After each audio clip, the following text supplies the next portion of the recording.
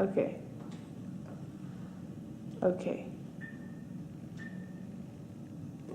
Oh, we're starting? Oh. Welcome back to The Night with Ian. I'm your talk show host, Ian Fairholm. I'm just the Americanized version with the creepy talk show name. Anyway, today's main story is going to be about love, as it is February and Valentine's Day was just around the corner. So, as you can notice, my t-shirt at the moment is about alcohol, because alcohol is kind of like love. You know, it hurts on the inside, but it makes you look very nice on the outside. That's the t-shirt reference. So, the main guest today is Dr. Hunt. She claims that she has found a cure for the friend zone. Ooh. Anyway, it's a great pleasure for me to introduce to you Dr. Lucy Hunt. Hello. Welcome, Dr. Hunt. Thanks for I'm very happy to be here. Well, I'm glad that you're here. That's good. Thank you very much. So, since this is a legitimate talk show, I'm going to talk about the background of your own study, because if I don't do that, Hannah's going to give me a bad grade. Is that okay? Yeah, that's totally fine. Correct me if I'm wrong, which I'm not, but the main background of your study was the concept of assortative mating. Assortative mating suggests that people are more likely to be attracted to somebody who has similar physical and facial features. Now, there are various theories which try to explain this concept, one of them being a more market-based research, more of an economical type of looking at relationships, which is by Calick and Hamilton in 1986. Who proposed the idea that someone's success rate of finding a mate is affected by their own desirability. So, for example, a sexy beast like me is more likely to get along with Pamela Anderson than someone like Glynis. Another theory proposed was the similarity attraction model by Bershik et al. In 1987. He suggested that people are more likely to be attracted to someone of a similar level of attractiveness. So, for example, because I'm a 10 out of 10, I'm more likely to go with someone that's a 10 out of 10. And less likely to go with someone that's a 2 out of 10, insert picture here. There are two factors which affect the rating of physical attractiveness. One is consensus, which is the agreement of a target's physical attractiveness across several raters. So, for example, everybody here would think that I am amazing, whereas uniqueness is a specific target is being rated by only a single rater. So, for example, I would rate Dr. Hunt as an above-average person, no offense, but you're not my type. Let me put it into perspective. Ellis and Kelly in 1999 conducted a match pair card game. What they did is that students were given a certain card from a normal deck of cards, so there will be the numbers from 2 all the way to the king, and then each card would have a certain point value, so the king would be the highest, the 2 would be the lowest. And the kids would put it on top of their forehead, and they can't see what their card is, but they're told they should try and match with someone who has one of the highest numbers. So someone that's matches with a higher number is more likely to get a higher reward, such as more sweets.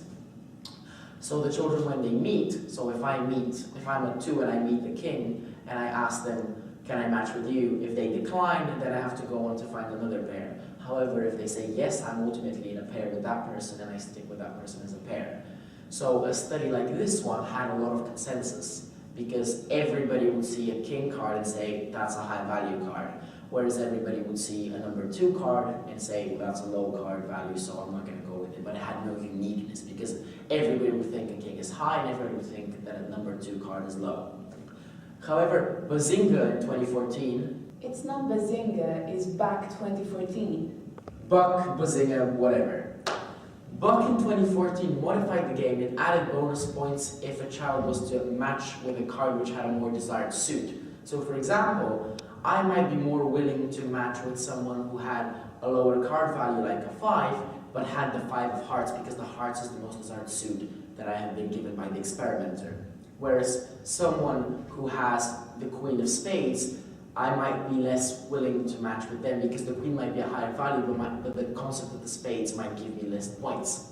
So this study in that way gave consensus and uniqueness equal value, because some children might be more likely to want to match with someone who had higher value, but other children might be more willing to match with someone who had a desired suit. However, how can we find a time when perhaps the uniqueness is more important than the consensus? Well, Eastwick and Karamba in 1955. What? It's Eastwick and Hunt, 2014. Oh, that's your study. My bad. Eastwick and Hunt in 2014 decided to assess romantic evaluations of acquaintances and classmates. So what they found was that consensus ratings of physical attractiveness were a lot higher for people who had only known each other for 2 weeks. So for example, one person would have been rated the same across several raters, but they'd only known that person for 2 weeks. Whereas uniqueness ratings were a lot higher for people who know each other for 14 weeks, and these uniqueness ratings for physical attractiveness were particularly high if people were really close acquaintances. So for example, one person might rate another person who they know really well as a lot higher in physical attractiveness, even though they actually weren't that physically attractive when people who didn't know them that well would rate them. So what this leads on is that Dr. Hunt thought that perhaps this might affect assortative mating, this concept of the amount of time that people have known each other for, because people might find someone who's less physically attractive more attractive because they've known each other for longer. So what Dr. Hunt's main aim is she wanted to see if the length of time that people have known each other can affect the physical attractiveness that people give someone else. Is that right? Almost the end. So, like, the actual aim was to see whether the length of time couples members knew each other before they established a relationship would predict a lower assortative mating. Oh, that's what I meant. Now, I've been told that you've brought us a clip which explains the method of your study. Shall we have a look? Let's do this.